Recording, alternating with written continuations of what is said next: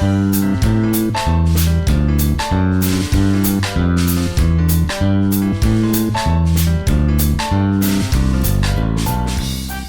様お久しぶりでございます。大名古屋巻でございます。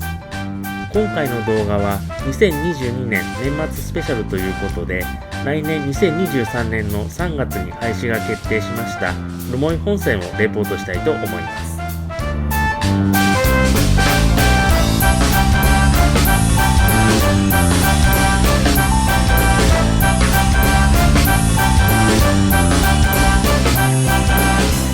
留萌本線は石狩沼田から留萌の間が2023年3月に、深川から石狩沼田までが2026年に開始の予定となっています。深川から石狩沼田までは鉄道で残そうという機運もあったようなんですけれども、結局2026年に開始ということに決定しました。また留萌本線は留萌から先増毛までかつて伸びていたんですけども、2016年にこちらは廃止されました。結果的に2026年には留萌本線は全線廃止ということになってしまいます。留萌線を走る列車はここ深川駅が全て起点となっています。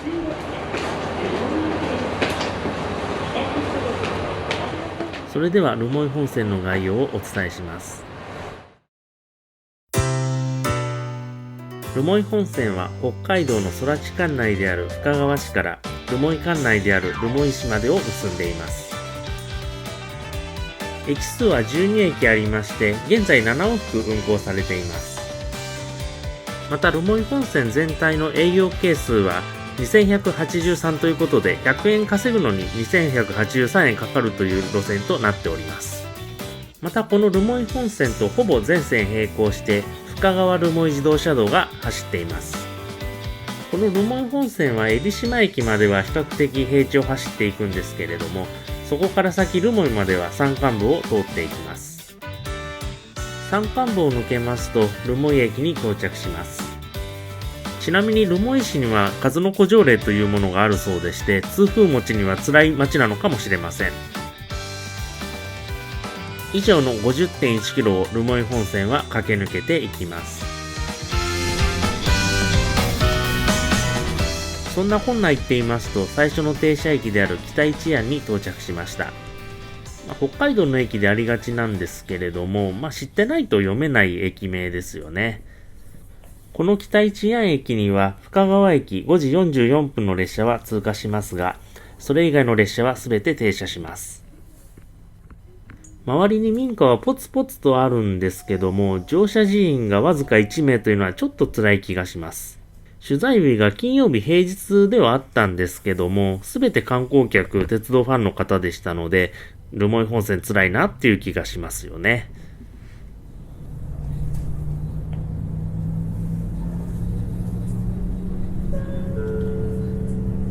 次はチップ鉄です。運賃は運転表示器でお確かめください。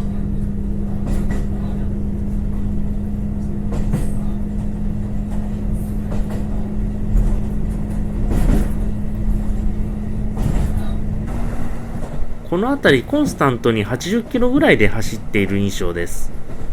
ちなみに留萌本線の最高時速は時速95キロということです。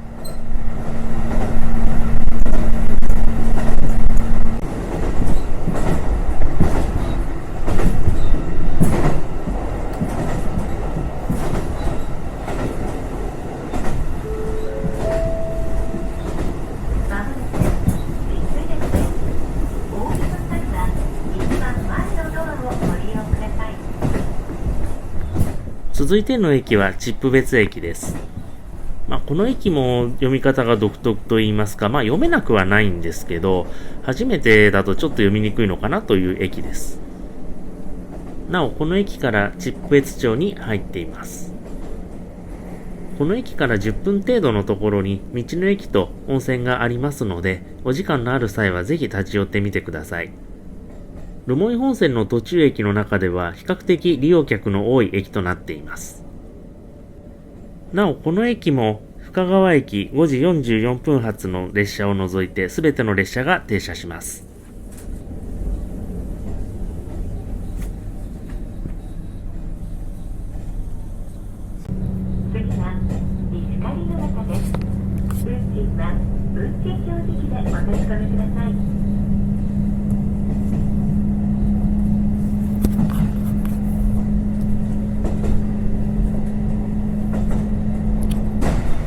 まもなくいたしますと深川留萌自動車道をくぐっていきます。私もかつてこの高速道路をレンタカーで走ったことがあるんですけれども、とても交通量が少なくて走りやすい道路となっています。いいことかどうかはわかんないんですけどもね。まもなくいたしますと北秩父別駅を通過します。この駅に停車する列車は留萌行きが4本、深川行きに至ってはわずか2本しか停車しません。そんな事情があるのかどうか知りませんけども、利用客はなしということになっています。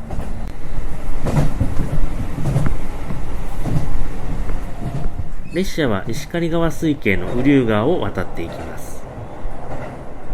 この川はこの先の滝川市で大河である石狩川と合流します。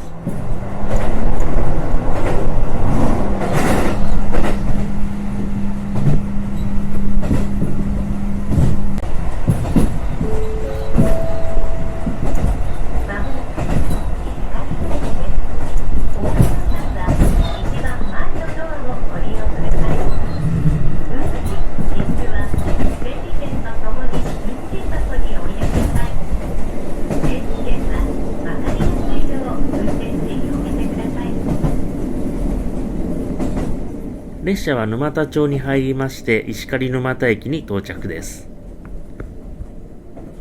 留萌本線の途中の駅ではこの石狩沼田駅が一番利用客の多い駅となっています。またかつては札幌方面の札沼線がこの駅から伸びていました。札沼線の新十津川駅までは1972年に廃止されてしまいました。また2020年には北海道医療大学駅から新十津川駅の間も廃止されてしまいました。2020年の廃止区間についてはまた別の動画で取り上げておりますので、よろしければそちらもご覧ください。この石狩沼田駅にはすべての列車が停車します。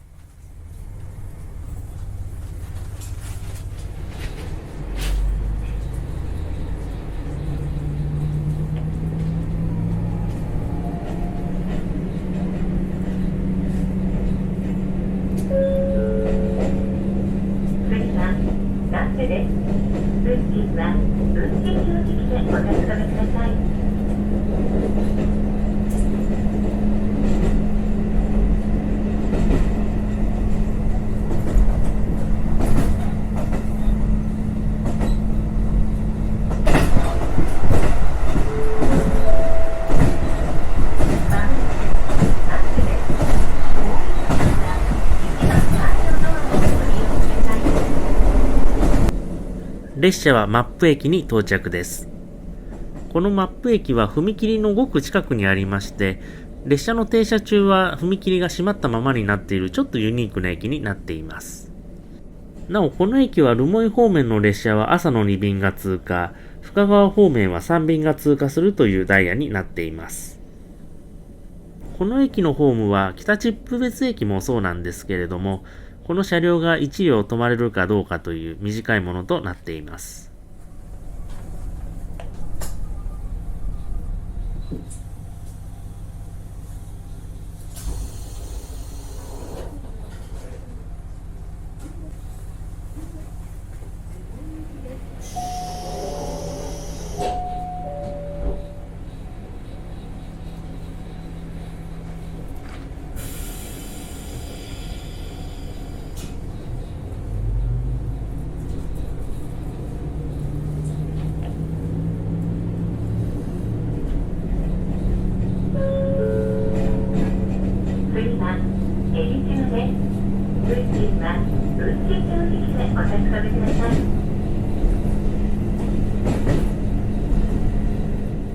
留萌本線の列車は基本的に1両での運行となっています。この動画を撮っているのが10月の平日なんですけれども、その時ですら全ての席が埋まっていました。今後は編成が増えるかもしれませんが、できるだけ早く席は取られた方がいいと思います。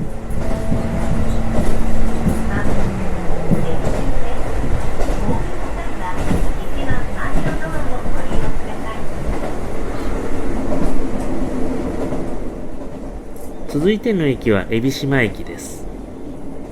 この駅には深川駅5時44分の列車以外のすべての列車が止まります。実はこの駅、1999年の NHK 連続テレビ小説すずらんの舞台の駅としても有名です。連続テレビ小説では足も駅として描かれていました。このドラマ、私も鉄道が描かれているということもあって見ていたんです。今改めて調べてみると、橋爪功さんだとか、倍賞千恵子さんだとか、遠野凪子さんといったそうそうたるメンバーが出演しています。遠野凪子さんに関しては、なんか別の意味で有名になってしまった節はありますけれども、なかなかいいドラマだったと記憶しております。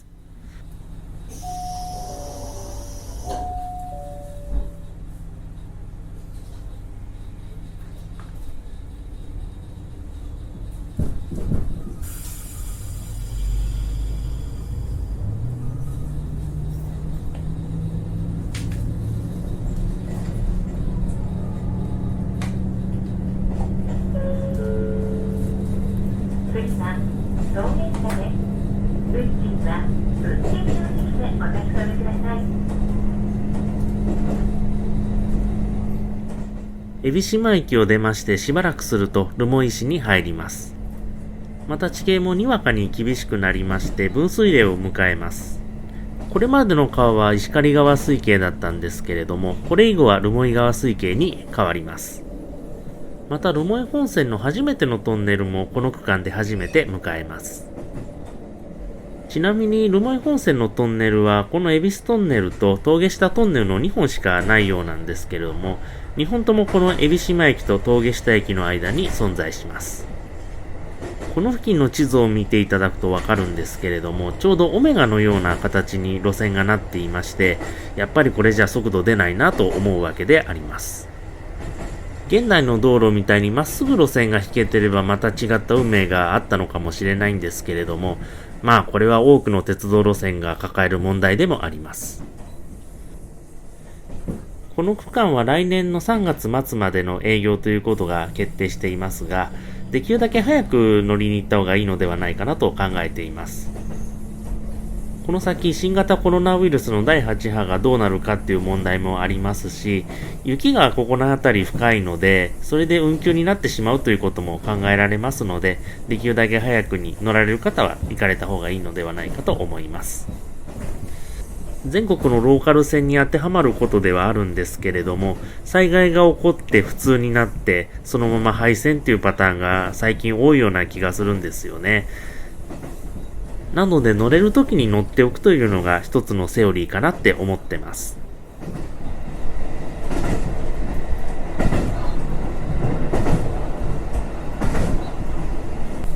続いては2本目のトンネルの峠下トンネルに入ります。このトンネルは先ほどのトンネルと比べてさほど長くはありません。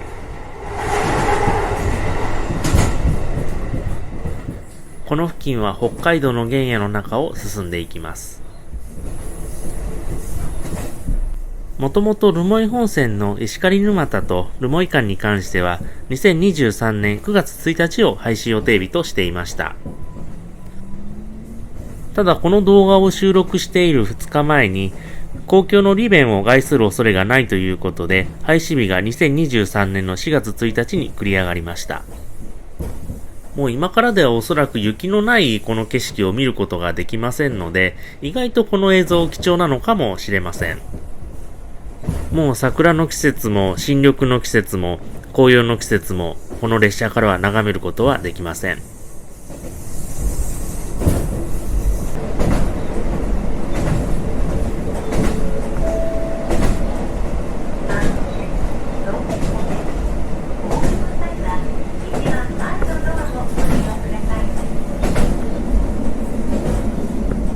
留萌市に入って最初の駅である峠下駅に到着します。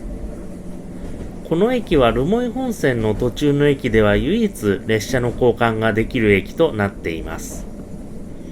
2020年に私が乗った時は留萌駅でも列車の交換ができたんですけれども、今となってはもうできないようになっているようです。動画はひとまずここで区切りをつけますけれども、後編として峠下駅から留萌駅の様子もまたレポートしたいと思いますので、そちらの様子もぜひご覧ください。本日もご覧いただきましてありがとうございました。また次の動画でお会いしましょう。